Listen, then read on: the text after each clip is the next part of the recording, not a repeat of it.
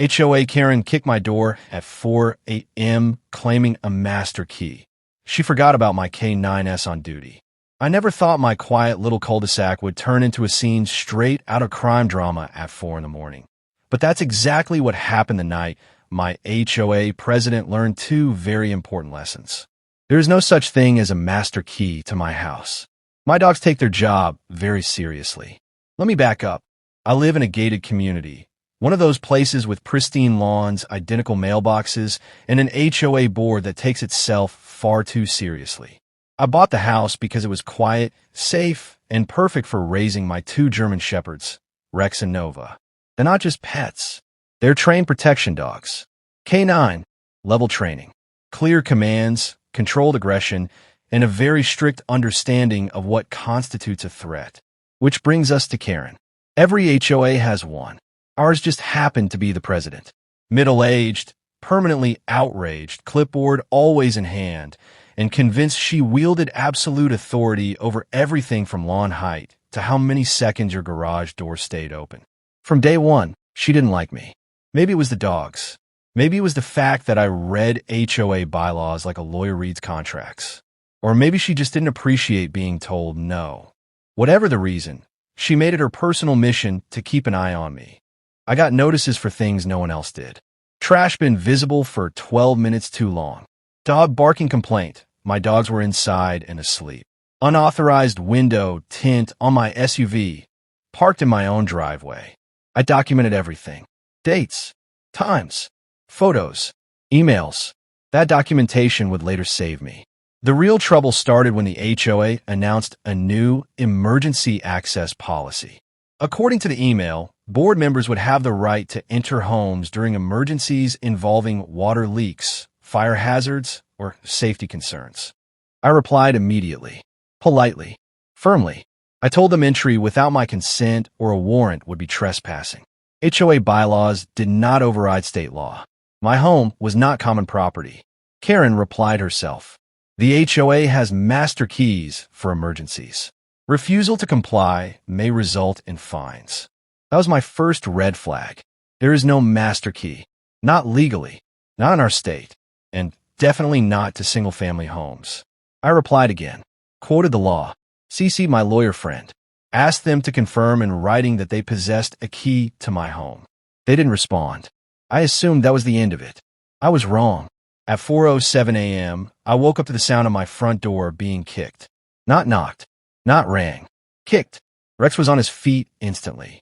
Nova was already growling, low and controlled, the kind of sound that doesn't come from fear but readiness. Then I heard a woman's voice yelling through the door. HOA, open up. I have a master key. Another kick rattled the frame. My heart was pounding, but my mind was clear. I grabbed my phone, started recording, and whispered the command my dogs knew well. Hold. They froze. Muscles tight. Eyes locked on the door. I moved to the intercom.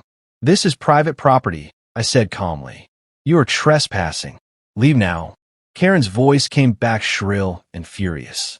You are violating HOA rules. We received reports of an illegal water modification, and I have authority to enter. Illegal water modification. At 4 in the morning. I told her I was calling the police. She laughed. Go ahead. I'll let them in with a master key. That's when she tried the door handle. Locked. Then she reached into her purse, pulled out a key, and tried it anyway.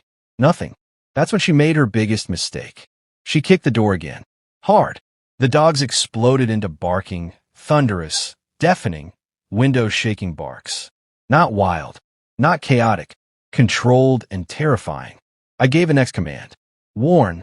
They lunged forward, stopping inches from the door, barking so violently I could see the frame vibrate. Karen screamed. Actual, full-throated panic. The dogs. Call them off. I stayed exactly where I was. You are attempting to break into my home, I said. My dogs are trained. If that door opens, I will not stop them. Silence. Then scrambling footsteps. Keys dropped. A car door slammed. By the time police arrived, called by me, not her, Karen was sitting in her car, crying and claiming she was almost mauled. The officers watched my video. All of it. The kicks. The threats. The master key claim. They didn't even question my dogs. Instead, they questioned her. Hard. Turns out she didn't have a master key. She had a copied garage key from a previous owner, one that had long been changed. She had no emergency, no warrant, no authorization, just entitlement and a belief that HOA power meant real power. It didn't. She was cited for attempted unlawful entry and trespassing. I filed a formal complaint. The HOA's lawyer contacted me 2 days later. Then, 3 things happened very quickly. First, Karen was removed as HOA president pending investigation.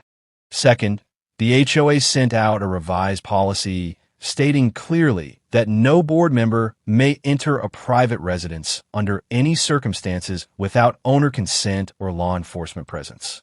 Third, I received a written apology from Karen, not handwritten, typed, very carefully worded.